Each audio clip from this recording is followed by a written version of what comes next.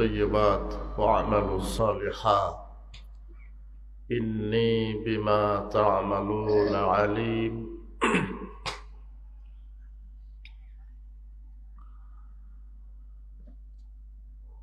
عن أبي بكر أن رسول الله صلى الله عليه وسلم قال: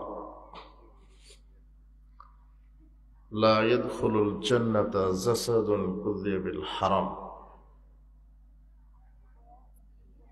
رواه البيهقي في شعب الإيمان بإسناد صحيح. عن ابن عباس قال: قال رسول الله صلى الله عليه وسلم: إذا ظهر الزنا والربا في قرية فقد أحلوا بأنفسهم عذاب الله. رواه أحمد بإسناد صحيح. عن ابن مسعود قال: قال رسول الله صلى الله عليه وسلم: إن بين يدي الساعة تفشو التجارة حتى تعين المرأة زوجها على التجارة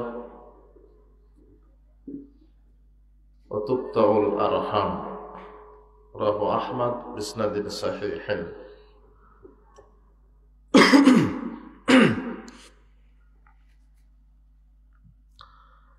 আজকের ইসলামী সম্মেলনের সম্মানিত সভাপতি, প্রধান অতিথি, বিশেষ অতিথিবৃন্দ, আমার সাথে মঞ্চ উপবিষ্ট ওলামায়ে দ্বীন, মুরব্বী কেরাম, আমন্ত্রিত ওলামায়ে কেরাম, বিজ্ঞ পরিচালক, আমার সামনে উপস্থিত মুসলিম দ্বীনী ভাই, প্রাণপ্রিয় ছাত্র যুবক ভাইয়েরা, পর্দার আড়ালের মা এবং বোনেরা, আমরা সর্বপ্রথম আল্লাহ সুবহানাহু ওয়া তাআলার শুকরিয়া আদায় করছি, যার অশেষ মেহেরবানিতে আমরা এমন একটি বরকতমণ্ডিত মর্যাদাপূর্ণ জায়গায় আসতে পেরেছি, যিনি আমাদেরকে সুস্থ রেখেছেন, এখানে আসার বসার তৌফিক দিয়েছেন, কোরআন এবং সহিহ হাদিস থেকে আলোচনা করার তৌফিক দিয়েছেন। সেই মহান মনিবের দরবারে আমরা লাখো কোটি শুকরিয়া আদায় করছি। আমরা সকলেই বলছি আলহামদুলিল্লাহ। লাখো কোটি দরুদ ও সালাম বর্ষিত হোক সৈয়দুল মুরসালিন, নবিকুল শিরোমণি, নবী সম্রাট, মানবতার মুক্তির দূত জনাবে মুহাম্মদ রাসূলুল্লাহ সাল্লাল্লাহু আলাইহি ওয়াসাল্লাম। আমরা আজকে ইসলামী সম্মেলনের যে বিষয়টি নিয়ে আলোচনা করব তা হচ্ছে হারাম ভক্ষণ করার পরিণাম। উল্লেখিত বিষয় কোরআন এবং সহিহ হাদিস থেকে আমরা আলোচনা করার চেষ্টা করব ইনশাআল্লাহ।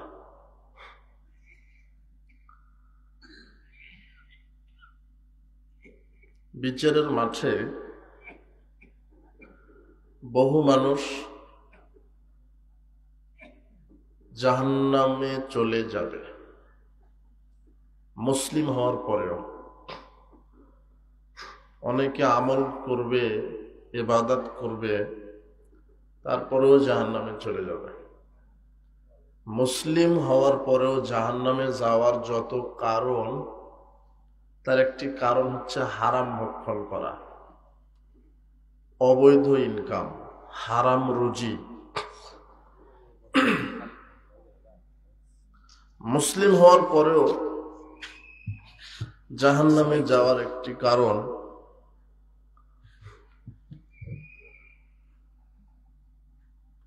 পিতামাতার অবাধ্য যদি কেউ হয় তাহলে সে জাহান্নামে যাবে। এটা মুসলিম হওয়ার পরেও জাহান্নামে চলে যাবে। কি কারণে? পিতামাতাকে যদি কষ্ট দেয়। একজন লোক নবী করিম সাল্লাল্লাহু আলাইহি সাল্লামের নিকটে এসে বলছেন, ইয়া নবী আল্লাহ, হে আল্লাহর নবী, শাহাদাতু আল্লা ইলাহা ইল্লাল্লাহ ওয়া আন্নাকা রাসূলুল্লাহ, আমি সাক্ষ্য দিচ্ছি যে আল্লাহ ছাড়া প্রকৃত কোনো মাবুদ নেই, আর আপনি আল্লাহ রাসূল। সাল্লাইতুল খামস, আমি 5 ওয়াক্ত সালাত আদায় করি। ও সুমতু রমাদান, রমাদানের সিয়াম পালন করি। ওয়াদ্দাইতু যাকাতা মালি, আমি আমার সম্পদের যাকাতও দেই। তো রাসূল সাল্লাল্লাহু আলাইহি ওয়াসাল্লাম বললেন, মাতা আলা যালিক, যে কোনো ব্যক্তি যদি আমল করে এর উপরে মারা যেতে পারে, মাকানা মা'আন নাবিয়্যিন ওয়াস সিদ্দিকিন ওয়াশ শুহাদা ইয়াউমাল কিয়ামাহ, তাহলে আল্লাহ তাকে নবীদের, সিদ্দিকদের, শহীদদের সাথে জান্নাতে রাখার তাকে ব্যবস্থা করবেন। মা লাম ইয়াউক্কা ওয়ালিদাইহি, তবে যে ব্যক্তি সালাত আদায় করছে, সিয়াম পালন করছে, হজ করে, যাকাত দেয়, এ যদি পিতা মাতাকে কষ্ট দেয় তাহলে আর জান্নাতে যেতে পারবে না। তাহলে এই হাদিসটা প্রমাণ করে যে সালাত, সিয়াম, হজ, যাকাত আদায় করার পরেও জাহান্নামে যাবে ওই ব্যক্তি যে ব্যক্তি পিতামাতার সাথে খারাপ আচরণ করে। তাহলে আমরা সবাই পিতামাতাকে সম্মান করি, পিতামাতার হক আদায় করি, পিতামাতার বাধ্য থাকি, পিতামাতার খেদমত করি। আল্লাহ তুমি কবুল করো, আমিন। মুসলিম হওয়ার পরে আর কে জাহান্নামে যাবে? যে প্রতিবেশীকে কষ্ট দেয়। রাসূল সাল্লাল্লাহু আলাইহি ওয়াসাল্লাম বলছেন, লা ইয়াদখুলুল জান্নাতা মান লা ইয়ামানু জারুহু বাওয়াইকাহু, ওই ব্যক্তি জান্নাতে যাবে না যে প্রতিবেশীকে কষ্ট দেয়। আবু হুরায়রা রাদিয়াল্লাহু আনহু বলছেন, রাসূল সাল্লাল্লাহু আলাইহি ওয়াসাল্লাম বলেছেন যে ওয়াল্লাহি লা ইউমিনু, ওয়াল্লাহি লা ইউমিনু, ওয়াল্লাহি লা ইউমিনু, আল্লাহর কসম সে মুমিন নয়, আল্লাহর কসম সে মুমিন নয়, আল্লাহর কসম সে মুমিন নয়। কিলা মাযা ইয়া রাসূলুল্লাহ, তো সাহাবীগণ জিজ্ঞাসা করলেন, আল্লাহর নবী, কোন ব্যক্তির ব্যাপারে আপনি এত কঠিন ভাবে বলছেন যে ওই ব্যক্তি মুমিন নয়? তখন তিনি বলছেন যে ব্যক্তি প্রতিবেশীকে কষ্ট দেয় সে ব্যক্তি মুমিন নয়। প্রতিবেশীকে যে কষ্ট দেয়, প্রতিবেশীকে কিভাবে কষ্ট দেয়? মুখ দিয়ে গালি দেয়, অন্যের গীবাত করে, প্রতিবেশীর সাথে ঝগড়া করে, প্রতিবেশীর হক নষ্ট করে, প্রতিবেশীর জায়গা জমি জোর করে দখল করে, প্রতিবেশীকে তার জায়গা জমির উপর দিয়ে যেতে দেয় না। একটা ভ্যান চালক আপনার জমির উপর দিয়েই যায়, কিন্তু হয়তোবা আপনার বাড়ির দেওয়ালে একটু ঘষা লাগে, অথবা রাস্তায় কাদা হয়ে গেলে ভ্যান নিয়ে গেলে মাটি কেটে মাটি বসে যায়, তাই আপনি বলেছেন যে আমার এই জমির উপর দিয়ে যেন ভ্যান না যায়। এই কথা বললে আর জান্নাত হবে না। কথা বুঝেন যেমন না, ওর জন্য রাস্তা করে দিতে হবে। রাসূল সাল্লাল্লাহু আলাইহি ওয়াসাল্লাম বলছেন যে যেখানে রাস্তা নিয়ে কথা কাটাকাটি হবে সেখানে রাস্তা তোমরা দ্বিগুণ করে দাও। 1 শতক জমি নিয়ে রাস্তা নিয়ে সমস্যা হচ্ছে, আল্লাহর নবী বলছেন ওখানে কোনো কথা ছাড়াই 2 শতক জমি বাহির করে দিতে হবে, রাস্তা দিতে হবে। রাস্তা বন্ধ করার ক্ষমতা পৃথিবীর কোনো মানুষের নেই। শুধু আল্লাহর নবী বলছেন কেউ যদি বলে যে আমার এই জমিতে খুঁটি গাড়তে দিব না, তাহলে আর জান্নাত হবে না। এটা হলো প্রতিবেশীকে কষ্ট দেওয়া। প্রতিবেশীর জন্য নিজেকে ত্যাগী হতে হবে, এটাই নিয়ম। আবু হুরায়রা রাদিয়াল্লাহু আনহু বলছেন, আন্না রাজুলান, একজন ব্যক্তি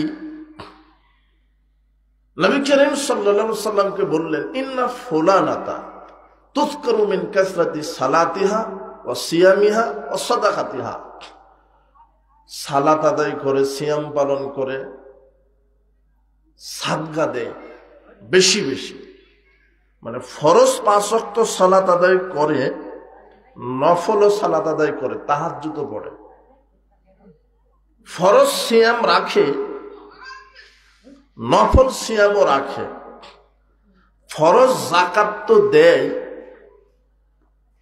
সাধারণ দান সাদগাও করে, খুব পরহেজগারিতা দেখায় মহিলা।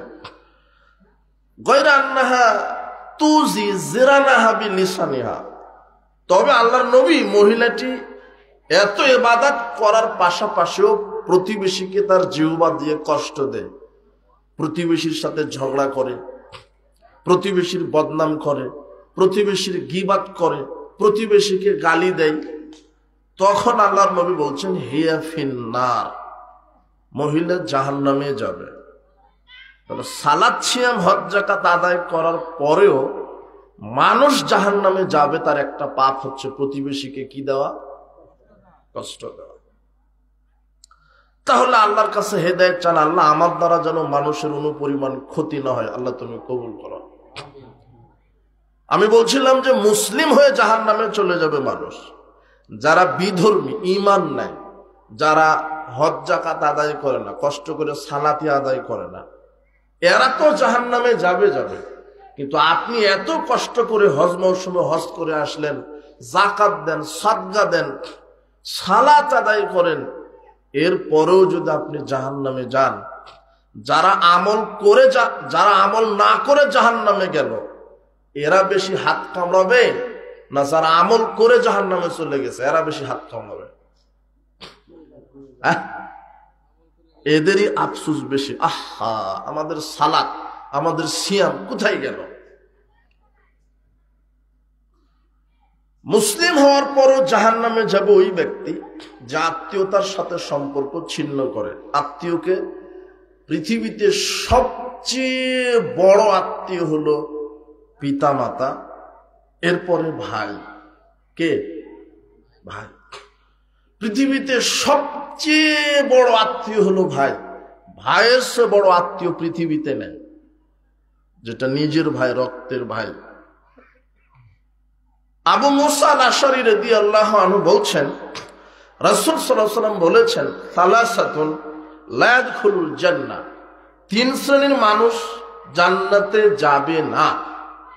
এক, মুদমিনুল খামর, যারা মদ পান করে, যারা মাদক সেবন করে, যারা নেশাদার দ্রব্য পান করে, যারা বিড়ি, সিগারেট, জর্দা, গুলিয়া বা ফেন্সিডিল, গাঁজা, হিরোইন, প্যাথেডিন এগুলি খায়, এরা জান্নাতে যাবে না। এটা আল্লাহর নবী বলছেন। তবে আমি এটা বলবো, যখন হারাম খাদ্য গ্রহণের পরিণাম কি, সেখানে আমি কিছু বলবো মাদকের বিরুদ্ধে। তো এই হাদিসে তিন শ্রেণীর মানুষ জান্নাতে যাবে না। তার এক হচ্ছে যারা মদ খায়, দুই অকাতিউর রহিম, যারা আত্মীয়তার সম্পর্ক ছিন্ন করে, মুসাদ্দিকুন বিসসিহর, তিন যারা জাদুকে বিশ্বাস করে, জাদু খেলা দেখায়। জাদু হলো চোখে দেখবেন নগদ কিছু, কিন্তু তার ক্রিয়াটাই মিথ্যা, তার কর্মটাই মিথ্যা, ওটা কুফরি। যদি কেউ জাদুকে বিশ্বাস করে তাহলে সে কাফের হয়ে যাবে। কথা বুঝেননি মনে হয়? জাদুকে যে বিশ্বাস করবে সে জাহান্নাম, মাদক যে সেবন করবে সে জাহান্নাম। এই হাদিসটা আমি এবারতই করেছি ওই কথাটা বোঝাতে গিয়ে, যে আত্মীয়তার সাথে যে সম্পর্ক ছিন্ন করবে সে কোথায় যাবে? আপনি তো তাহাজ্জুদ পড়েন, কিন্তু আপনার ভাইয়ের সাথে আপনার একদমই মিল নেই। মাত্র 1 শতক জমি নিয়ে দ্বন্দ্ব হয়েছিল, 1 শতক। বলছে যে তোর সাথে আর মরা পর্যন্ত কথা বলবো না, আর সালাত দিয়ার জান্নাত হচ্ছে না। বুঝেননি মনে হয় কথা? সকালে গিয়ে ভাইকে বলবেন, যারা ছোট ভাই তাদেরকে বলবো যে বড় ভাইয়েরই দোষটা কার? বড় ভাইয়ের। এরপরও ছোট যেই ভাইটা, তাকে বড় ভাইয়ের কাছে গিয়ে হাত ধরে ক্ষমা নিতে হবে, যে ভাই আমারই ভুল হয়েছে, আসো একসাথে মিলেমিশে থাকি। তাহলে আল্লাহ এই দুই ভাইয়ের উপরে আল্লাহর পক্ষ থেকে রহমত, ক্ষমা, বরকত নাজিল করবে। আত্মীয়তার সম্পর্ক ছিন্নকারী জান্নাতে যাবে না। আবু আইয়ুব আল আনসারী রাদিয়াল্লাহু আনহু বলছেন, একজন বেদুইন আল্লাহর নবীর কাছে এসে বলছেন, আল্লাহর নবী দুল্লানি আলা আমালিন ইজা আমিলতু দাখালতুল জান্নাহ, আপনি আমাকে কিছু আমলের কথা বলে দেন, যে আমলটা করলে জান্নাত হবে। তখন আল্লাহর নবী সিরিয়ালে বলছেন, এক, আল্লাহর ইবাদত করো, তার সাথে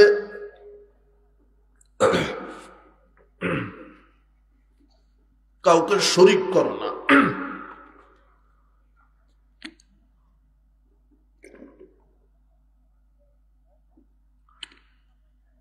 দুই, সাল্লাতুল মাকতুবা, 5 ওয়াক্ত ফরজ সালাত আদায় করো। তিন, অসন্ত রমাদান, রমাদানের সিয়াম পালন করো। চার, তাসিলুর রাহিম, ভাইয়ের সাথে সম্পর্ক ঠিক রাখো, তাহলে আল্লাহ তোমাকে সরাসরি জান্নাতে প্রবেশ করাবেন। আত্মীয়তার সাথে সম্পর্ক ঠিক রাখো, তাহলে মুসলিম হয়েও জাহান্নামে যাবে কোন ব্যক্তি? যে আত্মীয়তার সাথে সম্পর্ক কি করেছে? ছিন্ন করেছে। দেখেন ওটা আপনি আছেন কিনা। মুসলিম হয়েও জাহান্নামে যাবে কোন ব্যক্তি? যে পিতামাতার সাথে দুর্ব্যবহার করেছে। দেখেন আপনি আছেন কিনা। মুসলিম হয়ে জাহান্নামে যাবে কোন ব্যক্তি? যে প্রতিবেশীকে কষ্ট দেয়। দেখেন ওটা আপনি কিনা। মুসলিম হয়ে জাহান্নামে যাবে যে মানুষের অর্থ সম্পদ দুর্নীতি করে, চুরি করে। ক্ষমতায় গেছেন, এমপি, মন্ত্রী, মেম্বার, চেয়ারম্যান, অথবা আপনি মামু, খালু, চাচা, এতিমের সম্পদ আপনার কাছে আছে। আপনার ভাতিজা এতিম, আপনার ভাতিজার বাপ মারা গেছে অনেক আগেই, আপনার ভাতিজার যত জমি আপনি চাচা আপনার কাছে আছে, ওই ভাতিজার জমি থেকে যদি অনুপরিমাণ আপনি চুরি করেন, তাহলে আপনার আর হজ যাকাত দিয়ে কি হবে না? জান্নাত হবে না। যারা এতিমের মাল খায়, যারা রাষ্ট্রীয় সম্পদ চুরি করে, যারা জমিনের আল ঠেলে, এরা জাহান্নামে যাবে। কেন? এরা দুর্নীতিবাজ। আবু হুরায়রা রাদিয়াল্লাহু আনহু বলেন, রাসূল সাল্লাল্লাহু আলাইহি ওয়াসাল্লামকে আহাদা রাজুলুন লিরাসূলিল্লাহ সাল্লাল্লাহু আলাইহি ওয়াসাল্লাম গোলামান ইউকালু লাহু মিদআম। রাসূল সাল্লাল্লাহু আলাইহি ওয়াসাল্লামকে বলা হলো, ইয়া রাসূলুল্লাহ, আপনি তো নেতা মানুষ, আপনাকে একটা কর্মী দিলাম, খাদেম। এই ব্যক্তিটা আপনার কাজ করবে, খাদেম, কর্মচারী। আপনার ওই উটের যে হাওদা ওটা পরিষ্কার করবে, অজুর পানি এগিয়ে দিবে, জুতা পরিষ্কার করে দিবে, এটা আপনি নেন, আমরা আমাদের পক্ষ থেকে হাদিয়ে দিলাম। ইউকালু লাহু মিদআম, লোকটার নাম হলো মিদআম। ফাবাইনামা ইয়াহুত্তু রাহলান লিরাসূলিল্লাহ সাল্লাল্লাহু আলাইহি ওয়াসাল্লাম, মিদআম নামক লোকটি রাসূলের হাওদা ঠিক করছিলেন। উটের পিঠের উপরে যে বসার সিট, জায়গা, এটা হলো হাওদা বলে। হাওদাটা পরিষ্কার করছিলেন। হঠাৎ করে একটা তীর এসে মেদাম নামক লোকটির শরীরে ঢুকে গেল। ফাকাতালাহু, মেদাম মারা গেলেন। ফাকালান নাস, তখন লোকেরা বলতে লাগলো যে মেদাম হানিয়াল্লাহুল জান্নাত, মেদাম জান্নাতে চলে গেল। তখন রাসূল সাল্লাল্লাহু আলাইহি ওয়াসাল্লাম বললেন, কাল্লা, না না, কখনো নয়। ওয়াল্লাযী নাফসি বিয়াদিহি, আল্লাহ কসম করে বলছি, আমার এই খাদেমটা জান্নাতে যাবে না। কেন? ইন্না আখাযাহা ইয়াওমা খায়বার মিনাল মাগানিম লাম তুসবিহাল মাকাসিম, আমার এই খাদেমটা খায়বারের যুদ্ধের দিনে রাষ্ট্রীয় সম্পদ, জনগণের সম্পদ থেকে একটা চাদর আত্মসাৎ করেছিল। লা তাশতাইলু আলাইহি নারান, এই জন্য আমি দেখতে পাচ্ছি আমার এই খাদেমকে আল্লাহ চাদর সহ জাহান্নামে একেবারে ঝলসিয়ে দিচ্ছে।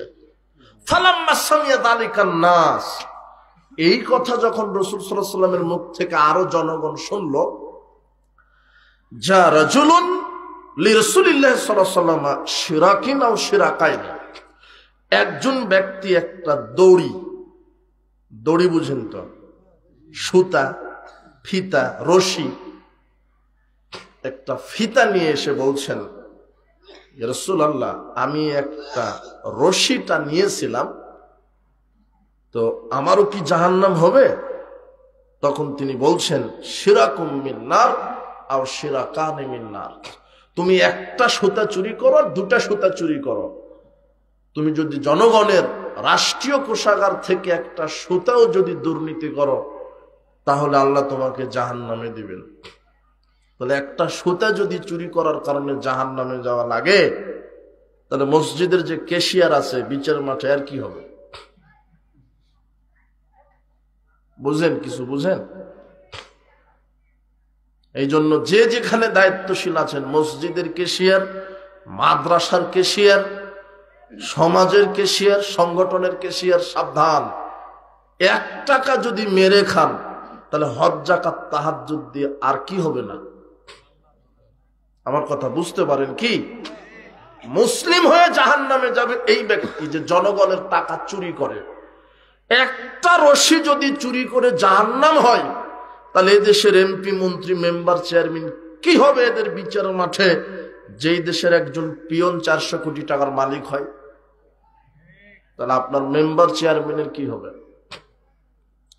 ওমর ইবনুল খাত্তাব রাদিয়াল্লাহু আনহু বলছেন, তিনি অর্ধ পৃথিবীর খলিফা ছিলেন, এত শক্তিশালী মেধাবী প্রশাসন তার হাতে ছিল, তারপরেও তিনি বলছেন, ফোরাত নদীর তীরে যদি একটা কুকুর না খেয়ে মারা যায়, এর জন্য আল্লাহ আমাকে ধরবেন।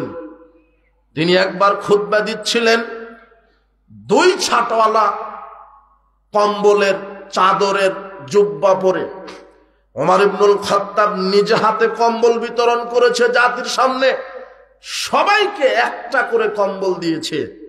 পরের দিনে জুমার খুতবাতে উঠে দেখে ওমরের গায়ে 2টা ছাটের কম্বল। তখন মুসল্লি বলছে, বক্তব্য পরে শুনবো, মন্ত্রী সাহেব আমাদেরকে আপনি একটা করে কম্বল দিলেন, আর আপনার শরীরে 2টা কেন? তখন ওমর ইবনুল খাত্তাবের ছেলে আব্দুল্লাহ রাদিয়াল্লাহু আনহু বলছেন, শোনেন, আমার আব্বা উঁচা পাঁচা মানুষ, একটা চাদরের ছাটে জুব্বা হয়নি, তাই আমার ভাগের যে চাদরটা ছিল সেটা আমার আব্বাকে দিয়েছি, তাই আমার আব্বার 2টা চাদর আলা কম জুব্বা হয়েছে। তখন মুসল্লি বলছে, এখন খুতবা শোনা যাবে। ওই সময়তে সাহাবারা কোনো চুর, বাটপার, দুর্নীতিবাজের বক্তব্য শুনতেন না। ওমর ইবনুল খাত্তাব এরকম জবাবদিহিমূলক সরকার ছিল। তিনি রাতের আধারে খুঁজতেন, তার রাজ্য তিনি খুঁজতেন, তিনি নিজে খুঁজতেন, প্রশাসন দিয়ে খুঁজতেন, কে চিকিৎসার অভাবে ধুকে ধুকে মারা যাচ্ছে, কে ক্ষুধার্ত অবস্থায় ঘুমাতে পারছে না। তিনি একদা একটা তাঁবুর নিকটে যখন গেলেন, তখন দেখে তাঁবুর ভিতর থেকে কান্নার আওয়াজ। ওমর ইবনুল খাত্তাব বলছেন, কেন কান্নাকাটি করে বাচ্চারা? তখন বুড়িমা বলছে যে বাচ্চারা ক্ষুধার জ্বালায় কান্নাকাটি করে। তো কেন ক্ষুধার জ্বালায় কান্নাকাটি করে, খেতে দাওনি কেন? তখন বুড়ি মহিলা বলছে, খাবার কিছু নেই। পাতিলে কি? বলছে যে পাতিলে পানি আছে আর পাথর আছে, আর লাকড়ি দিয়ে আমি নাড়াচাড়া করে বাচ্চাদেরকে বলছি গোশত রান্না হচ্ছে, একটু পরেই খাবি। আসলে এটা তো সান্ত্বনা, যাতে করে কান্না করতে করতে আমার বাচ্চারা ঘুমিয়ে যায়। ওমর ইবনুল খাত্তাব রাদিয়াল্লাহু আনহু বলছেন, মনে হলো আমার পায়ের নিচ থেকে মাটি খসে গেল। আমি অর্ধ পৃথিবীর খলিফা, আর আমার রাজ্যে না খেয়ে আছে মানুষ, আমি আল্লাহর কাছে কি জবাব দিব? সঙ্গে সঙ্গে তিনি বায়তুল মাল ফান্ডে গিয়ে আসলাম নামক খাদেমকে বলছেন, আটার বস্তা আমার কাঁধে দাও। আসলাম নামক খাদেম বলছেন, আপনি নিজে কাঁধে নিবেন আটার বস্তা? মানে আমি তো খাদেম আছি, আমি আটার বস্তা বহন করব। কিন্তু ওমর ইবনুল খাত্তাব রাদিয়াল্লাহু আনহু বলছেন, যেই দৃশ্য আজকে দেখে এসেছি, আসামি তোমার হওয়া লাগবে না, আমার হতে হবে কিয়ামতের দিন, তাই আমার বোঝা আমাকেই বহন করতে দাও। অর্ধ পৃথিবীর খলিফা আটার বস্তা নিজে কাঁধে নিয়ে মিসকিন দরিদ্রের বাড়িতে খাদ্য পৌঁছে দিয়েছে, আর সেই বাংলাদেশের নেতা নেত্রী সে আটার বস্তা চুরি করে। আশ্চর্য কথা, আমি ওই কথা বোঝাতে গিয়ে এটা এখানে নিয়ে এলাম যে মুসলিম হয়ে জাহান্নামে যাবে যারা দুর্নীতিবাজ, যারা 10-এর পয়সা চুরি করে, যারা রাষ্ট্রীয় কোষাগার থেকে সম্পদ চুরি করে। তাহলে এদেশের নেতা নেত্রী, এমপি, মন্ত্রী, মেম্বার, চেয়ারম্যান, এদের বিচারের মাঠে কি হবে? সবাই যে দুর্নীতি করে এ কথা বলছি না, তবে দুর্নীতি না করার লোক খুঁজেও পাওয়া যায় না, প্রায় দুর্নীতিবাজ। প্রায়। মুসলিম হয়ে জাহান্নামে যাবে ওই ব্যক্তি, কোন ব্যক্তি? যেই ব্যক্তি সাদা দাড়িতে কালো খেজাব দিয়েছে, সাদা দাড়ি আর চুলে কালো খেজাব দেয়। রাসূল সাল্লাল্লাহু আলাইহি ওয়াসাল্লাম বলছেন, ইয়াকুনু ফি আখিরিজ জামান ইয়াখজিবুনা বিসসাওয়াদি কাহাওয়াসিলিল হামাম।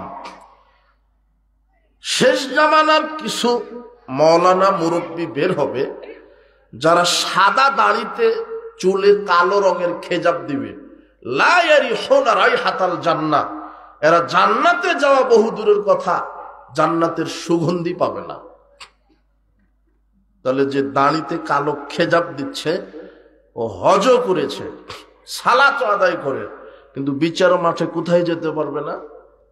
জান্নাত। মুসলিম হওয়ার পরেও জাহান্নামে যাবে ওই ব্যক্তি যে দায়ুস। আব্দুল্লাহ ইবনে উমর রাদিয়াল্লাহু আনহু বলছেন, রাসূল সাল্লাল্লাহু আলাইহি ওয়াসাল্লাম বলেছেন, সালাসাতুন কাদ হারামাল্লাহু আলাইহিমুল জান্নাহ, 3 শ্রেণীর মানুষের উপরে জান্নাত হারাম। এক, মুদমিনুল খামর, যারা মদ খায়, তামাক খায়, বিড়ি খায়, সিগারেট খায়, গুল খায়, প্রতিনিয়ত খায়, যারা মদ খায়, নেশা করে, ইয়াবা খায়, ফেনচিডিল খায়। 2, রাজলাতুম মিনান নিসাঈ, পুরুষের বেশ ধারণ করে যেই মহিলা, ওই মহিলা যেই মহিলা পুরুষের বেশ ধারণ করে, ওই পুরুষ যেই পুরুষ নারীর বেশ ধারণ করে, এরা জান্নাতে যাবে না। আজকে মিডিয়াতে আপনি দেখবেন সবচেয়ে সুদর্শন পুরুষ সেই হচ্ছে যে হলো অরিজিনাল হিজড়া। ওকে অ্যাওয়ার্ড দিচ্ছে, পুরস্কার দিচ্ছে, ওর হাঁটা, ওর কথা বলা সব হিজড়ার মতো। ও নাকি সুদর্শন পুরুষ, ওর চেহারার চাইতে বান্দরের চেহারা সুন্দর আছে। আল্লাহর নবী 1450 বছর পূর্বে বলেছেন, লাআনা রাসূলুল্লাহ সাল্লাল্লাহু আলাইহি ওয়াসাল্লাম আল মুতাশাব্বিহিনা মিনার রিজালি বিন নিসাই ওয়াল মুতাশাব্বিহাত মিনান নিসাই বির রিজালি।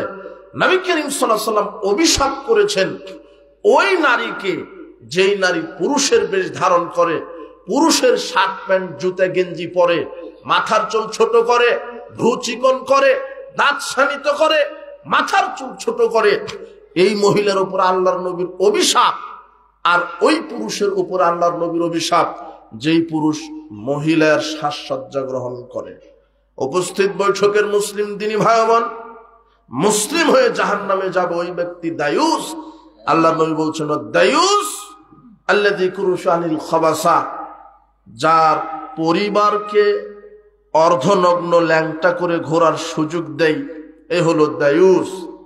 আপনি হাজী সাহেব, আপনি পরহেজগার মানুষ, কিন্তু পরিবারে পর্দা এখনো কায়েম করতে পারেননি, আপনি হবেন দায়ুস। রাস্তাতে আপনি দেখবেন 80 বছরের বুড়ি বোরখাতে পড়েছে, সামনে আবার জালের মতো আর একটা কিছু দিয়েছে, মুখও দেখাবে না, কিন্তু বুড়ির পাশে একটা নাতনি আছে 16 বছরের যুবতী, ওর গায়ে পোশাকই নেই। কথা বুঝেননি মনে হয়? আর পাশে আছে হাজী সাহেব। আশ্চর্য কথা। অথচ ওই বুড়ি 80 বছর বয়সের মহিলার পর্দা লাগবে না, ওটা কোরআন আল্লাহ বলে দিয়েছেন। যারা একেবারে বার্ধক্যে চলে গেছে, কাম ভাব নাই, ওর পর্দা লাগবে না। পর্দা লাগবে ওই যে 16 বছর বয়সের যুবতী মেয়ের পর্দা লাগবে। কিন্তু ও ল্যাংটা আর 80 বছর বুড়ি, ও তো বোরখা পড়েছে, আবার মুখের উপর দিয়ে একটা জাল ছেড়ে দিয়েছে যাতে ওকে কেউ দেখতেই না পারে। পরিবারে পর্দা কায়েম করুন। মেয়েকে অর্ধনগ্ন করে রাস্তাঘাটে ঘোরার সুযোগ দিবেন না। স্কুল কলেজে আপনার মেয়েটা বেপরদায় যাবে না, আপনার স্ত্রী বাজারে যাবে না, আপনার মেয়েটা বাজারে একাকী যাবে না, আপনার মেয়ে অর্ধনগ্ন হয়ে ঘুরবে না।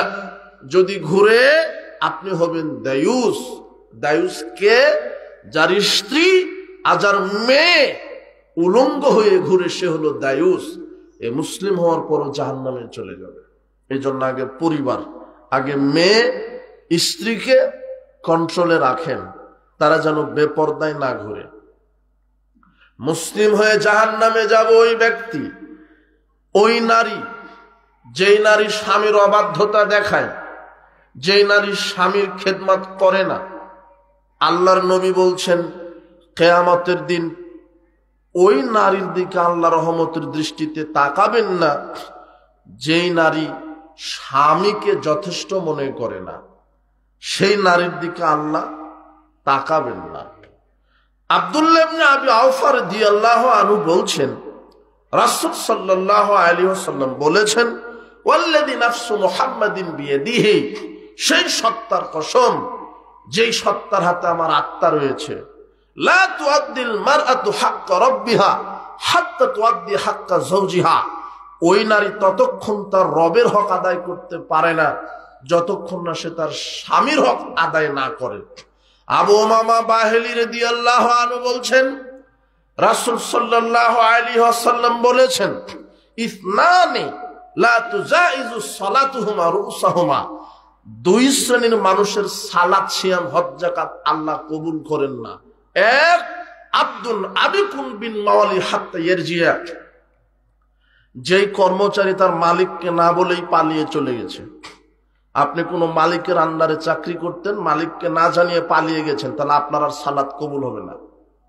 দুই, ওমরাতুন আসাদ জাওজাহা, ওই স্ত্রী, যেই স্ত্রী স্বামীর অবাধ্য, হাত্তা তারজিয়া, যতক্ষণ না স্বামীর বাধ্য না হচ্ছে ততক্ষণ যারা স্বামীর অবাধ্য স্ত্রী এদের সালাত কবুল হয় না। যেই মহিলা স্বামীর অবাধ্য, স্বামীর কথা মতো চলে না, স্বামী বলেছে যে তোমাকে 2 তারিখে বাপের বাড়ি যেতে হবে না, তুমি 3 তারিখে যাও, শুনেনি, 2 তারিখেই চলে গেছে, এই স্ত্রীর জান্নাত হবে না। কথা বুঝেননি মনে হয়? স্বামী বলেছে যে ওই পাড়া ওই পাড়া, এই বাড়ি ওই বাড়ি যাও না, ও তারপরেও চলে গেছে, এই বাড়ি ওই পাড়া চলে যায়। স্বামী বলেছে যে কারো গীবাত করো না, ঠিক মতো সালাত আদায় করো, স্বামীর কথা শোনে না।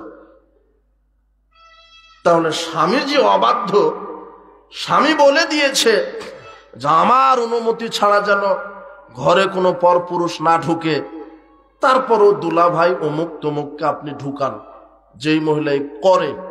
আল্লাহর নবী বলছেন, লা ইয়াহিল্লু লিল মারআতি আন তাসুমা জাওজাহা শাহিদুন ইল্লা বিইজনি, কোন নারী সে নফল সিয়াম রাখতে পারে না তার স্বামীর অনুমতি ছাড়া। কোন নারী যদি নফল সিয়াম রাখতে চায়, কার অনুমতি লাগবে? কেননা আপনি পরেশগার দেখাতে গিয়ে আপনি ওই নফল সিয়াম রেখেছেন, স্বামীর এখন আপনার প্রয়োজন হতে পারে। তো যদি আপনি নফল সিয়াম রাখতে চান, কার অনুমতি লাগবে?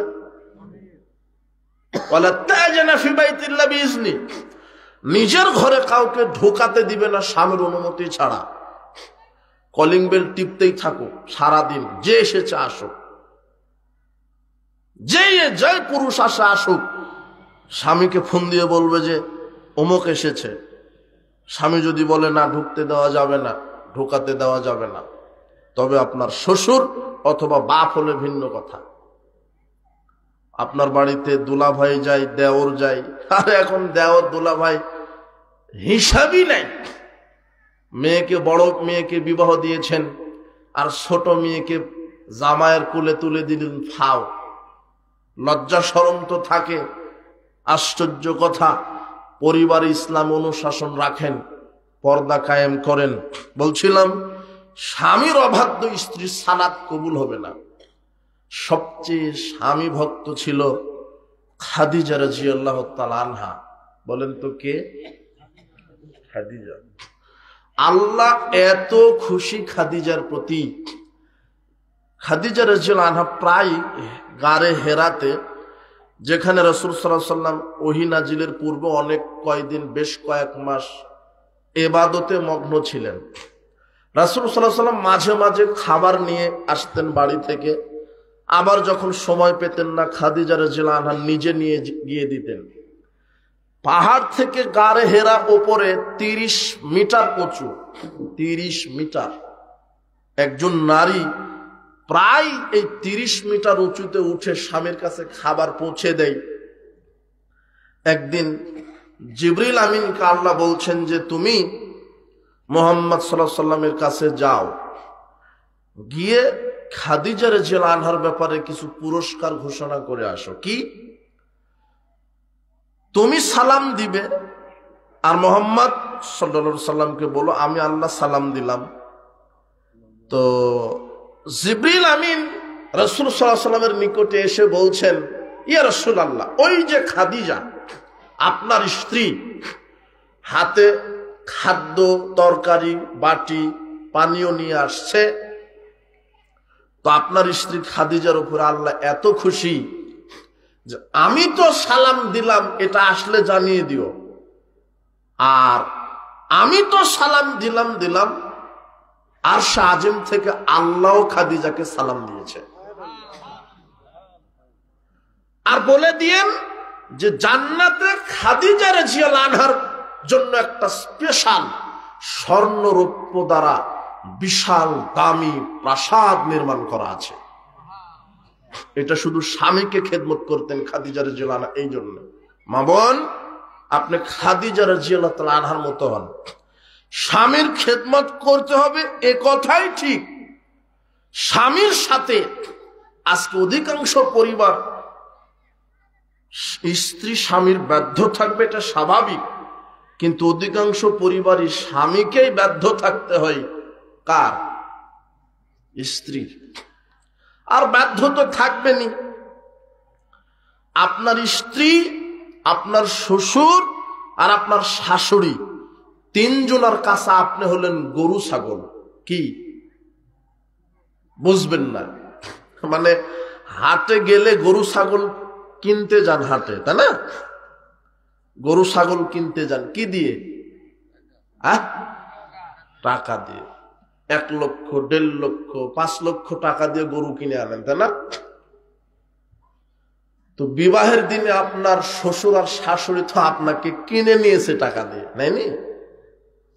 বুঝেননি মনে হয় কথা? যৌতুক নেননি? ওই যে 5 লক্ষ টাকা, ওটা হলো আপনাকে, মানে 5 লক্ষ টাকা দিয়ে আপনাকে কিনে নিয়েছে আপনার শ্বশুর শাশুড়ি আর স্ত্রী। এখন আপনি আপনার স্ত্রীর কাছে গরু ছাগল, যেদিকে বলবে সেদিকে যেতে হবে, না হলে পান্টি দিয়ে পিটন। কারণ আপনি যৌতুক নিয়েছেন। যে যুবক, তুমি আজকে তওবা করো, যৌতুক নিয়ে বিবাহ করবো না। বরং বিবাহের দিনে তুমি শ্বশুরকে বলো যে আমি আপনাকে একটা মোটরসাইকেল কিনে দিলাম, 20 বছর ধরে মেয়েকে লালন পালন করে আমার হাতে আজকে উঠিয়ে দিলেন, আপনাকে এটা হাদিয়ে দিলাম। এর নাম পুরুষত্ব। আর তোমার বাপ, তোমার ডিগ্রি যত বড় হয়, তোমার বাপের হা করে তত বড়। মানে তুমি আর তোমার বাপ ইন্টারন্যাশনাল ভিক্ষুক একটা। শ্বশুরের কাছ থেকে কি জিনিস আশা করবে? তুমি যৌতুক নিলে মানে তুমি গরু ছাগল হয়ে গেলে, তুমি আর কঠিন ভাষায় কথা বলতে পারবে না। ওই স্ত্রী আর তোমার কথা শুনবে না। কেন? তোমাকে কিনে নিয়েছে তোমার বউ, 5 লক্ষ টাকা তোমার দাম। কথা বুঝেননি মনে হয়? আর তুমিও মুহূর্ত আদায় করনি, যে 50,000 1 লক্ষ টাকা বলছে যে ধীরে ধীরে দিব। সাবধান। অধিকাংশ পরিবারে এই সমস্যাগুলি হচ্ছে, যেখানে ইসলামিক চর্চা নেই। বলছিলাম যে ওই নারী জাহান্নামে যাবে যে স্বামীর আনুগত্য করে না। এভাবে অনেক অপরাধ আছে, যে অপরাধগুলি করলে মুসলিম হওয়ার পরও জাহান্নামে যাওয়ার মতো পাপ এগুলি।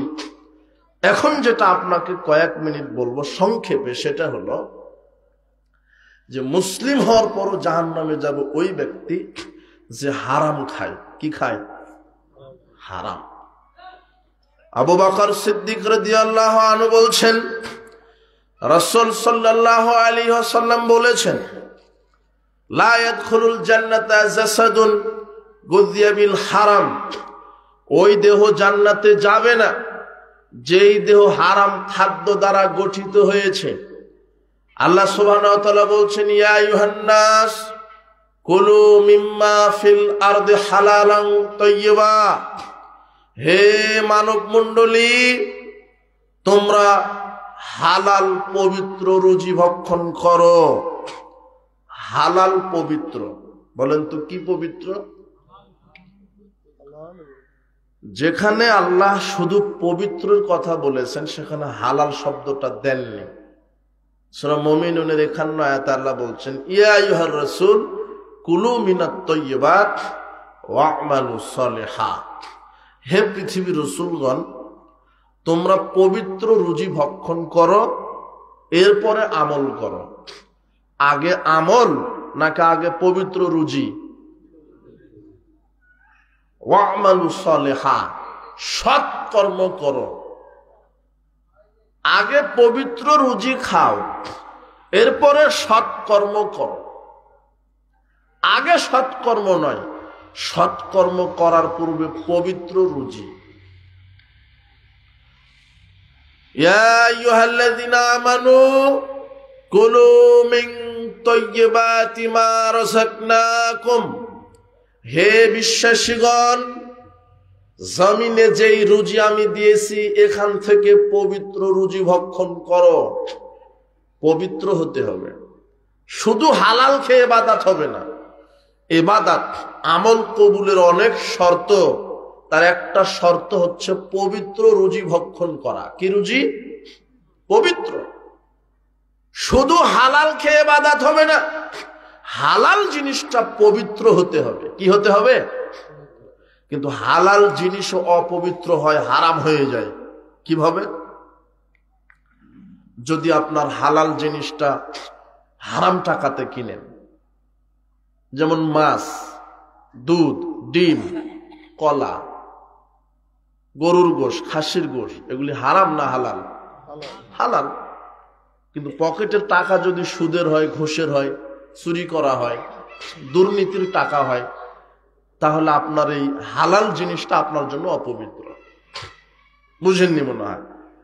গিয়ে বলছেন যে 2 কেজি ইলিশ মাছ দাও, তো দোকানদার ইলিশ মাছ দিল, কিন্তু পকেটের টাকাটা আপনার সুদের। তাহলে ওই ইলিশ মাছ খেয়ে সুবহানাল্লাহ বললার নাকি হবে না? টাকাটা কি ছিল? এদিকে সুদখুর নাই, তাই না? হ্যাঁ, সুদ। এদিকে জমি চাষ করা হয়, জমি ধান চাষ করা হয়, গম ভুট্টা চাষ করা হয়, জমি কটের ব্যবসা আছে, তাই না?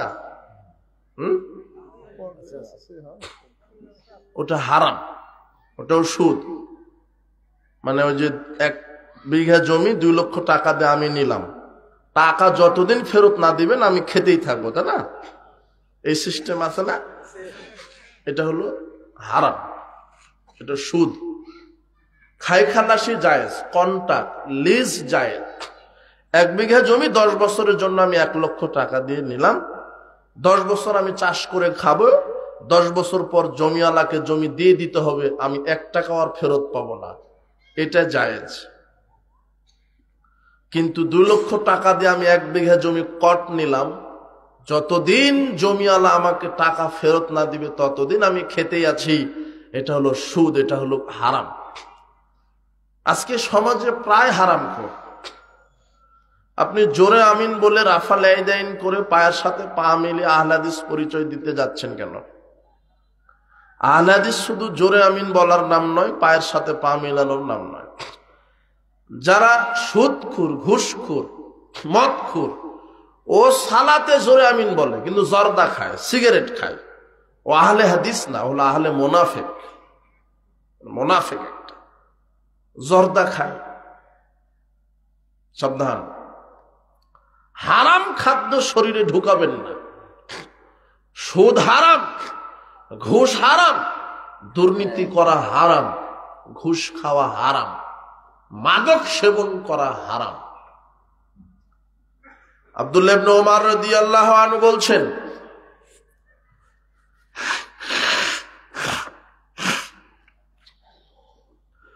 আব্দুল্লাহ ইবনে মাসউদ রাদিয়াল্লাহু আনহু বলছেন, রাসূল সাল্লাল্লাহু আলাইহি ওয়াসাল্লাম বলেছেন, ইযা যাহারার রিবা ওয়াজ জিনা ফি ক্বরিয়াতিন, যে গ্রামে দুইটা পাপ প্রকাশ পাবে, এক সুদের পাপ আর এক হচ্ছে জেনা ব্যভিচারের পাপ, ফাকাদ আহাল্লু বিআনফুসিহিম আযাবাল্লাহ, সেই এলাকার লোকেরা নিজেদের উপরে আল্লাহর পক্ষ থেকে আযাবকে হালাল করে নিল। কি করে নিল? হালাল। যেই দেশে, যেই রাষ্ট্রে, যেই ভূখণ্ডে দুইটা পাপ বেশি প্রকাশ পাবে, সুদের পাপ আর জেনার পাপ। আজকে এই দেশটা অর্থনীতির ভিত কি? সুদ, জেনা ব্যভিচার, টিভি সিনেমা, নাটক সিনেমা, বেপর্দা, বেহায়াপনা, বেলাল্লাপনা, ফাহেসা, অশ্লীল কাজ। সারা বাংলাদেশ আপনি লক্ষ্য করেন, আপনার সারা বাংলাদেশের আনাসে কানাসে নগ্ন নাটক সিনেমার পোস্টার দ্বারা মোড়ানো আছে, আছে না?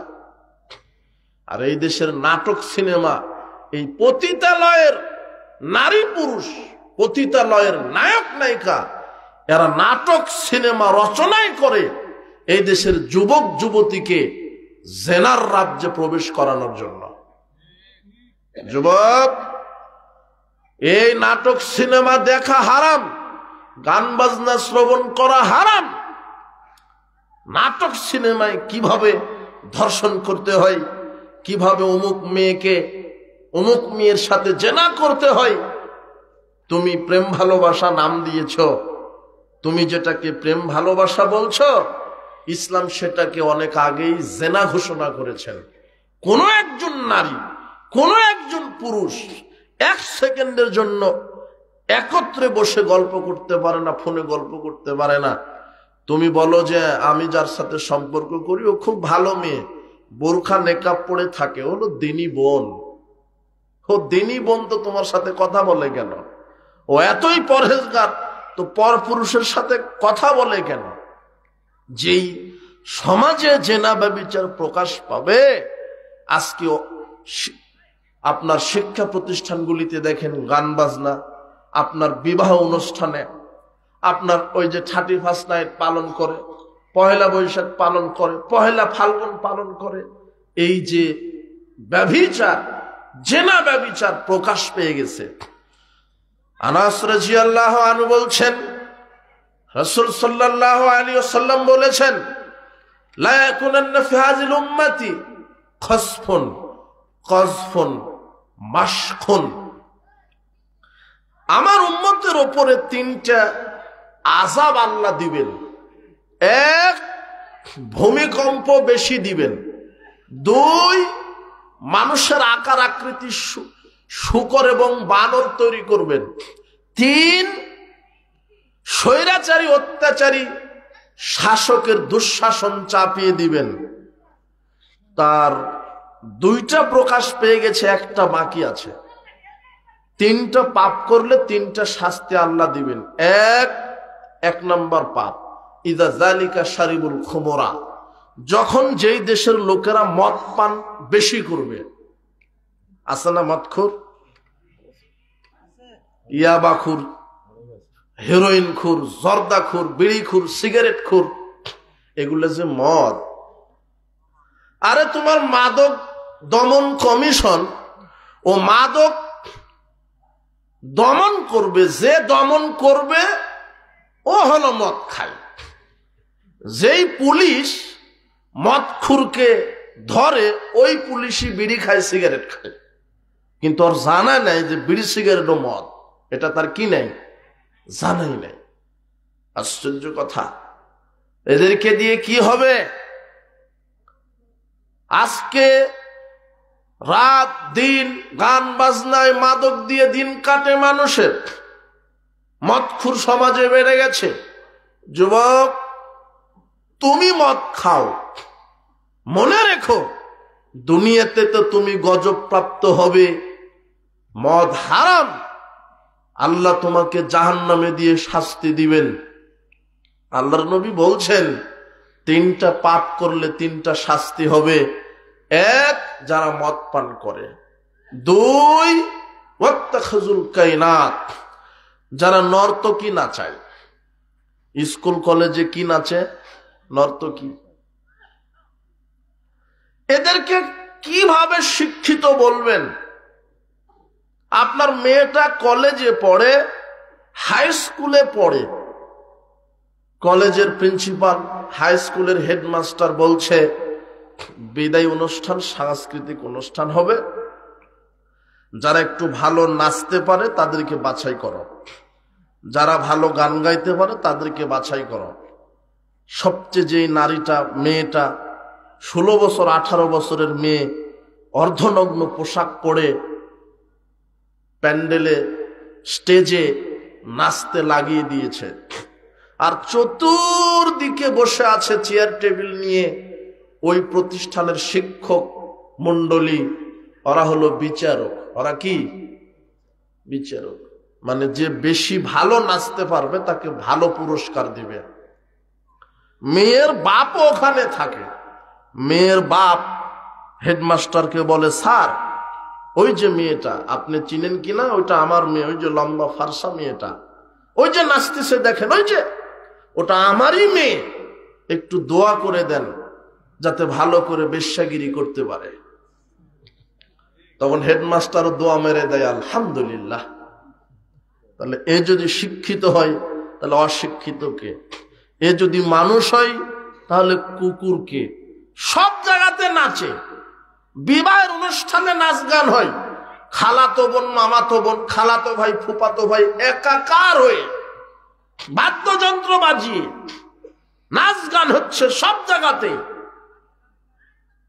স্কুল কলেজে, প্রতি শিক্ষা প্রতিষ্ঠানে, বিবাহের অনুষ্ঠানে, সাংস্কৃতিক অনুষ্ঠানে, 31 অনুষ্ঠানে, পহেলা বৈশাখের অনুষ্ঠানে নাচ গান দিয়ে, বাদ্যযন্ত্র দিয়ে মানুষ অনুষ্ঠান পার করছে। আল্লাহর নবী বলছেন 3টা গজব আল্লাহ দিবেন। এক, ভূমিকম্প বেশি বেশি দিবেন।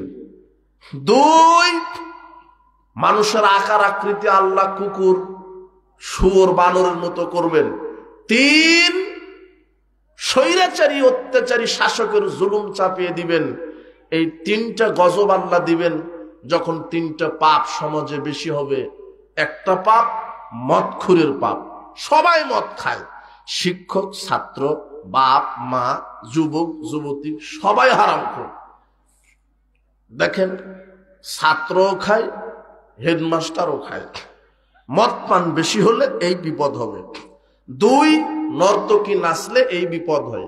3, অদরাবুবিল মাযিব, বাদ্যযন্ত্র বেশি মানুষ আকর্ষিত হলে সব জায়গাতে বাদ্যযন্ত্র, গান বাজনা, গান বক্স বাজিয়ে নারী পুরুষ নাচানাচি শুরু করে দিয়েছে। ওটা হলো বাদ্যযন্ত্র, এটা নাচানাচি, আর ওটা হলো মদ পান করা।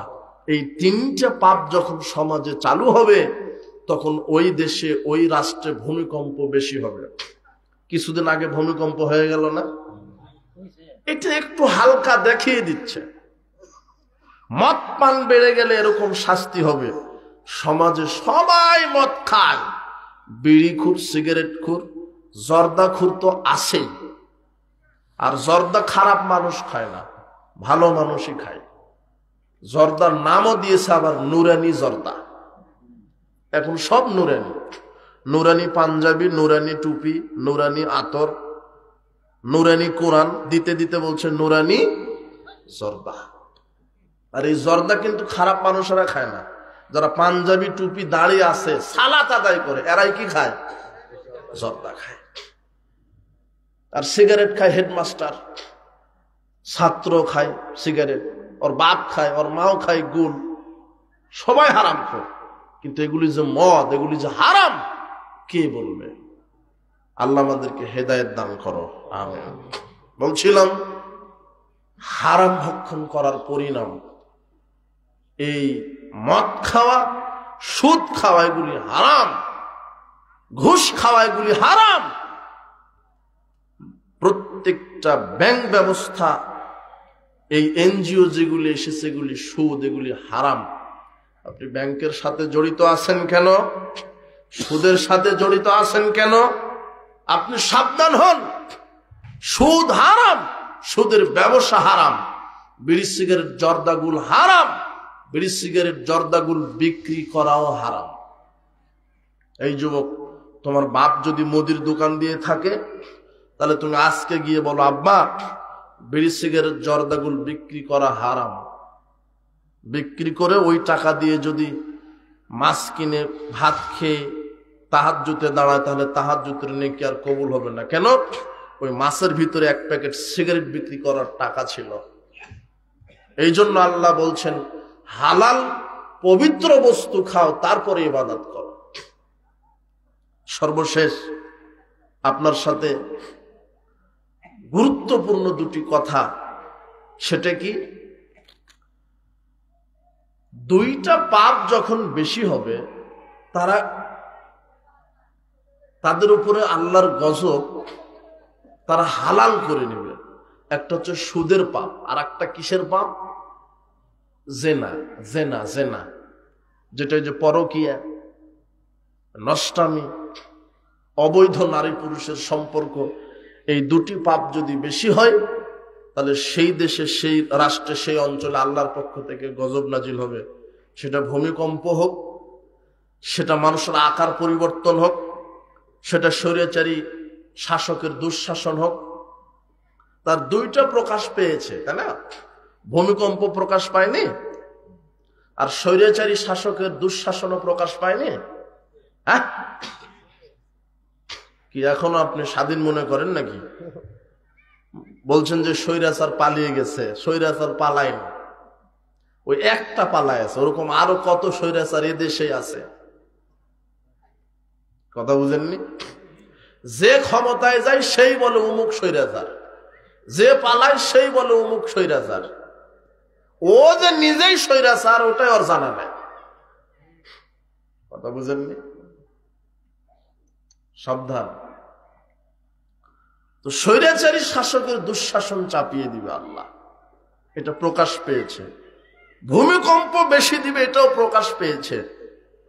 কিন্তু মানুষের আকার আকৃতি পরিবর্তন করবে। ইয়াজআলু মিনহুমুল কিরদাতাল খানাজির। আল্লাহর নবী বলছেন, যারা গান বাজনা শুনবে আর যারা মদ পান করে, যারা হারাম খায়, আল্লাহ এদেরকে শূকর আর বানর বানিয়ে দিবেন। এ পর্যন্ত দেখেছেন বাংলাদেশে কেউ বানর হয়ে গেছে? তবে হয়ে যাবে, তখন বুঝতে পারবেন যে না, এটাও প্রকাশ পেয়ে গেছে। কথা বুঝেননি মনে হয়? মদখুরকে ওই গান বাজনা বাদ্যযন্ত্র যে বাজায়, ওকে আল্লাহ শূকর বানিয়ে দিবেন, দুনিয়াতেই দিবেন। আপনি যে জুতা পায়ে দিয়ে আছেন, জুতার ফিতা আপনার ভাষাতে আপনার সাথে কথা বলবে, এটা কি বিশ্বাস হয়? হ্যাঁ, ওই যে জুতাটা আপনি পরে আছেন, এই জুতা কথা বলবে আপনার ভাষাতে, দুনিয়াতেই। আপনি যে পাথর দিয়ে বাড়ি দিয়েছেন, ওই পাথর আপনার সাথে কথা বলবে, পাথর কথা বলবে আপনার সাথে, দুনিয়াতে। এগুলি কিয়ামতের আলামত। যখন দেখবেন যে মানুষ বানর হয়ে যাচ্ছে, শুয়োর হয়ে যাচ্ছে, জুতার ফিতা কথা বলছে, তখন বুঝবেন যে দুনিয়ার বেশি দিন কি নেই। এটা মানুষের পাপের কারণে। আল্লাহ তুমি আমাদেরকে এই গান বাজনা, মাদক আর এই সুদ ঘুষ জেনার পাপ থেকে তুমি আমাদেরকে হেফাজতে রাখো। যারা জেনা করে মারা যাবে, কবরের শাস্তি হবে। কবরের শাস্তি হলো তন্দুর রুটির চুলার মতো, ওপরে চিকন নিচে ফাঁপা। উলঙ্গ নারী পুরুষকে জ্বালিয়ে দিচ্ছে, আগুন বেশি হলে ভল ভল করে উপরে উঠবে, আবার নিচে নামবে।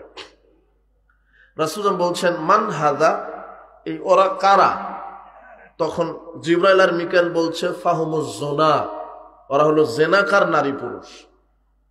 দুনিয়াতে জেনা করেছে, স্বামী থাকার পরও পর পুরুষের সাথে জেনা করেছে, স্ত্রী থাকার পরও পর নারীর সাথে জেনা করেছে, বান্ধবী বানিয়ে নিয়েছে, দিনী বোন বানিয়ে নিয়েছে, পার্কে অমুক জায়গাতে 31st নাইট পালন করতে গিয়ে, ওই শিক্ষা সফরে লুচ্চামি করতে গিয়ে জেনা লিপ্ত হয়েছে।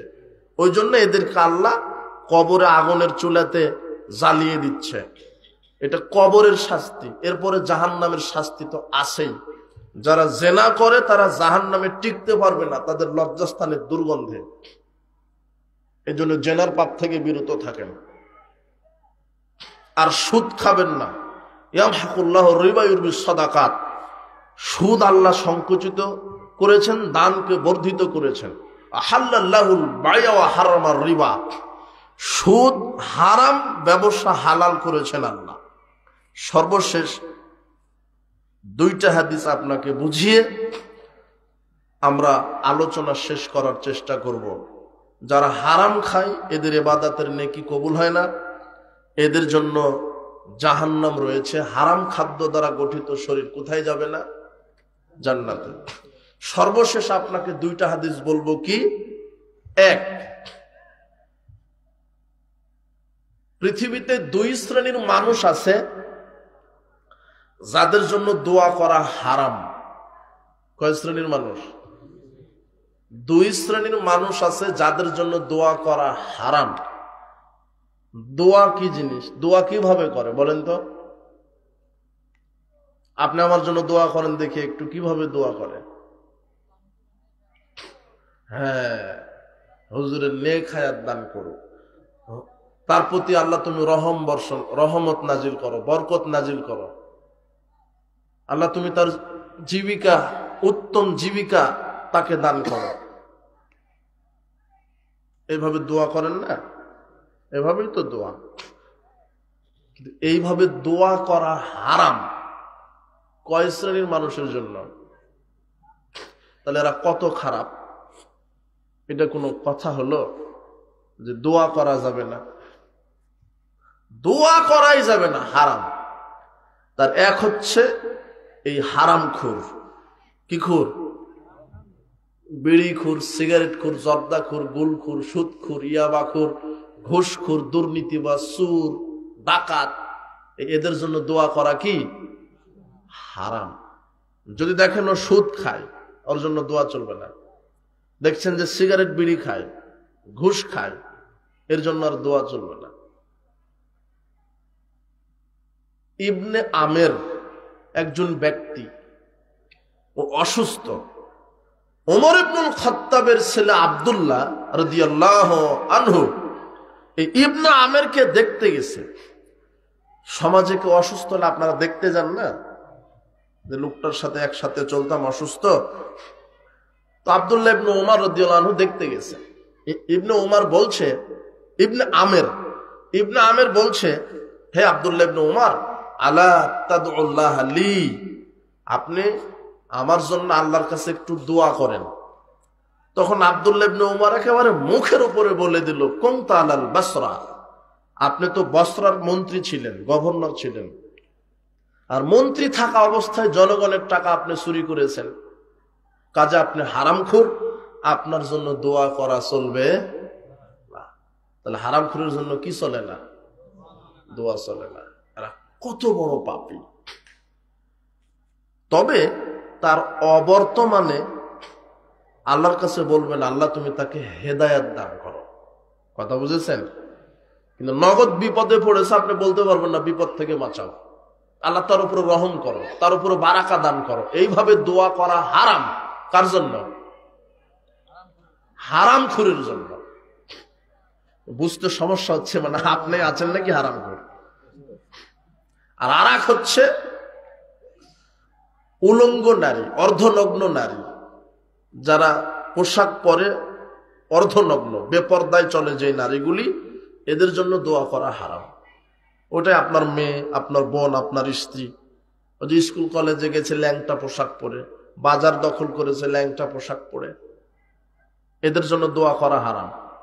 আল্লাহ নবী বলছেন, ইল আনু হুন্না, এদেরকে দেখার সাথে সাথে তোমরা অভিশাপ দাও। কি দাও?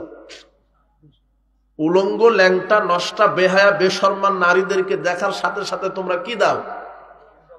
এটা আল্লাহর নবীর ভাষা। বলছে ইল আনু হুন্না, ওদেরকে দেখার সাথে সাথে অভিশাপ দাও, আল্লাহ ধ্বংস করে দাও, আল্লাহ গজব দিয়ে ধ্বংস করে দাও, এইভাবে অভিশাপ দিতে বলছেন আল্লাহর নবী।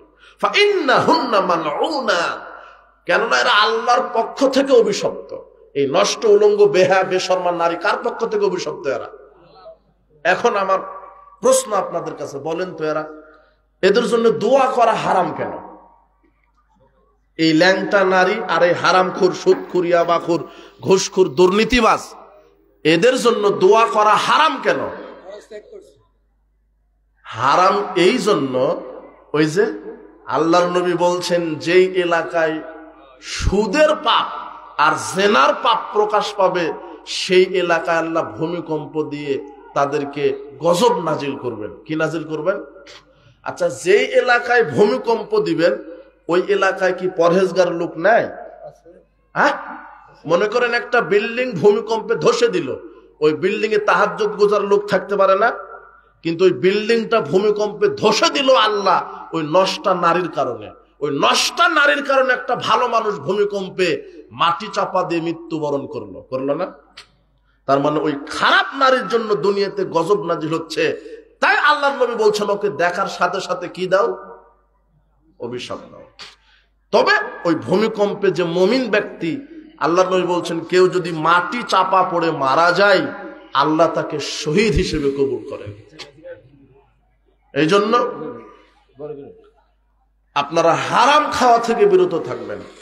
সর্বশেষ আর একটা হাদিস মনে পড়ে গেল, হালাল খাদ্য খাওয়া যে কত বরকতপূর্ণ। নোমান বিন বাশির রাদিয়াল্লাহু আনহু বলছেন, আল্লাহর নবী, আমি হালাল খাবো, 5 ওয়াক্ত ফরজ সালাত আদায় করব, রমাদানের সিয়াম পালন করব, কোনদিন হারাম খাবো না। আহলালতুল হালাল ওয়ালা হারামতুল হারাম, আমি হালাল খাবো, হারাম খাবো না। আমি কোনদিন হারাম ঢোকাবো না, আমি হালাল খাবো। ভ্যান চালিয়ে হোক, রিক্সা চালিয়ে হোক, চকলেট বিক্রি করে হোক, হালাল ব্যবসা করে হোক, মানুষের বাড়িতে কাজ করে হোক, আমি হালাল খাবো। আল্লাহর নবী, আমি হারাম খাবো না, ভিক্ষা করে হলো আমি হালাল খাবো। সাল্লাইতুল মাকতুবাত, 5 ওয়াক্ত ফরজ সালাত আদায় করব, রমাদানের সিয়াম পালন করব, যতটুকুন আল্লাহ ফরজ ইবাদত করতে বলেছেন ততটুকুন করব, বেশি করব না, কমও করব না, কিন্তু হালাল খাবো, কোনো দিন হারাম খাবো না। আদখুলুল জান্নাহ, আল্লাহর নবী একটু বলে দেন তো, আমি কি জান্নাতে প্রবেশ করব?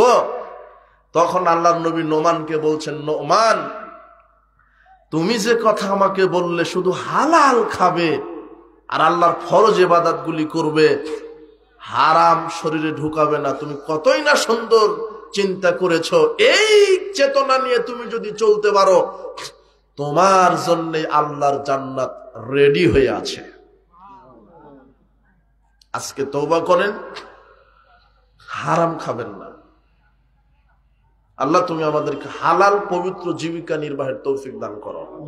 আর আল্লাহর কাছে যদি আপনি দোয়া করেন, আর যারা হারামের সাথে যুক্ত আছে, কোন এনজিওর সাথে, বাংলাদেশের ব্যাংকে চাকরি করা কিন্তু হারাম, কথা বুঝেছেন? মানে সুদী ব্যাংকে চাকরি করবেন না। আরো বিভিন্ন যেগুলি ব্যবসা প্রতিষ্ঠান আছে, এক প্রতারক, খাদ্যে ভেজাল দিবেন না, ওজনে কম দিবেন না, চিটার বাটপাড়ি করবেন না, মানুষের জমিনের আল ঠেলবেন না। কাকে ভয় করে চলবেন? মিথ্যা কথা বলবেন না। হালালে বরকত আছে, কিন্তু হারামে কিন্তু বরকত নাই। আমার এক উস্তাদ বলতো যে কুকুরে বাচ্চা দেয় কয়টা? 8টা 10টা দেয় না? এই যুবক, কয়টা বাচ্চা দেয় কুকুর? 7-8টা। তো সব কি বাঁচে না মরে যায়? সব যদি বেঁচে থাকতো, আপনার এই এলাকা আপনি কুকুরের জ্বালাতে হাঁটতে পারতেন? যেমন জন্মের হওয়া হয়, জন্মের মরা মরে। আর গাভী বাচ্চা দেয় কয়টা? হ্যাঁ, 1টা। তারপরে গাভীর অভাব আছে নাকি? আবার কুরবানির সময়তে মাশাআল্লাহ খুব কুরবানি দেন তো আপনারা, এত কুরবানি দেন, তারপরও প্রত্যেকের বাড়িতে 2টা 4টা 5টা 10টা গরু আছে। এই গরু 1টা বাচ্চা দেয়, তারপরও এই গরু হালাল, তাই এতে বরকত আছে। কি আছে? আর কুকুর হারাম, এই হারামে বরকত নাই। হালাল খাবেন, পবিত্র রুজি রুটি খাবেন, বরকত হবে। হারামে 1 লক্ষ টাকা ইনকাম করার কোনো বরকত নাই। হালালে যদি আপনি 10,000 টাকা ইনকাম করেন সেটাতে আল্লাহর বরকত আছে, আলহামদুলিল্লাহ। হারামে 1 লক্ষ টাকা ইনকাম করবেন, দেখবেন মেয়েতে সমস্যা, স্ত্রীতে সমস্যা, কেস কাবাডি, এই উমুক তুমুক, আপনার আরো ডিউ হয়ে যাবে। আর হালাল ইনকাম করেন মাসে 15-20 হাজার টাকা, বরকত কার পক্ষ থেকে নাজিল হবে? আল্লাহ। এই জন্য আর যে ব্যক্তি হারাম ছেড়ে হালাল রুজি অন্বেষণের চেষ্টা করে, তার দায়িত্ব আল্লাহ নিজ হাতে গ্রহণ করেন। তুমি তওবা করো যুবক, তুমি সুদ, ঘুষ, দুর্নীতি, মাদক এগুলি থেকে এগুলি পরিহার করে চলো। জেনা, ব্যভিচার, গান বাজনা, তোমার যৌবনকালের অনেক দাম। আল্লাহ তোমাকে সঠিক হেদায়েত দান করুন। বারাকাল্লাহু ফিকুম, জাযাকুমুল্লাহ খায়ের। আর আপনাদের সমাজ পরিবর্তনের জন্য ইসলামী শিক্ষা অপরিসীম। ছেলে মেয়ে পরিবার অবশ্যই তাদেরকে ইসলামী শিক্ষার আলোকেই তাদেরকে সামনে এগোতে হবে। আপনাদেরকে জানানোর জন্য আমি বলছি, আমাদের প্রতিষ্ঠান আছে ঘাটাইল সীমানায়। ঘাটাইলের মধ্যে আমার প্রতিষ্ঠানটা পড়ছে, আপনাদের পাশে, ওটা ভুয়াপুর থানা সংলগ্ন। ভুয়াপুর থানা থেকে 2 কিলোমিটার আনন্দপাড়া, দারুল হাদিস as-সালাফি ইসলামী কমপ্লেক্স, এটা হলো প্রতিষ্ঠানের নাম। আমার প্রতিষ্ঠান, যেটা প্রতিষ্ঠান করেছি, আপনারা দোয়া করবেন আল্লাহ যেন আমার প্রতিষ্ঠানটি কবুল করে। ওটা আপনার ওই এলেঙ্গা থেকে সোজা ভুয়াপুর 16 কিলোমিটার রাস্তা। 16 কিলো গেলেই আমার প্রতিষ্ঠান দেখতে পাবেন। তো আপনাদের কাছে দোয়া চাই, সার্বিকভাবে অর্থ, শ্রম, আপনাদের সন্তানদেরকে সুনাগরিক হিসেবে গড়ে তোলার জন্যই প্রতিষ্ঠান, যেখানে হেফজ বিভাগ আছে, নাজেরা আছে, নুরানি আছে, ক্লাস প্লে থেকে নিয়ে 6 নাহমির পর্যন্ত আছে, আবাসিক অনাবাসিক। তো ভর্তি শুরু হয়ে গেছে, ভর্তি ফর্ম বিতরণ ডিসেম্বরের 1 থেকে নিয়ে জানুয়ারির 15 তারিখ পর্যন্ত ভর্তি চলবে। আপনারা যোগাযোগ রাখবেন যাতে আপনার ছেলে, আপনার সন্তান সঠিক শিক্ষা গ্রহণ করতে পারে, আমরা যেন দিতে পারি। আর আল্লাহর নিকটে আপনারা খাস ভাবে দোয়া করবেন আল্লাহ যেন আমার প্রতিষ্ঠানটি কবুল করে, বলেন আমিন। আর আমার প্রতিষ্ঠানে আগামী ডিসেম্বরের 15 তারিখ, এই যে ডিসেম্বরের 15 তারিখ সোমবার, 3য় বার্ষিক ইসলামী সম্মেলন অনুষ্ঠিত হবে। সেখানে আলোচক হিসেবে থাকবেন ব্রাদার রাহুল হুসাইন, ভারত। আরো অনেকেই থাকবেন, আপনারা আমন্ত্রিত, যাবেন অবশ্যই। খুব বেশি দূরে না, দিনের জন্য কষ্ট ত্যাগ স্বীকার করবেন। আপনাদেরই প্রতিষ্ঠান, অনেক অভিভাবক আছে, তাদের প্রতিষ্ঠানকে সঠিক শিক্ষা দিতে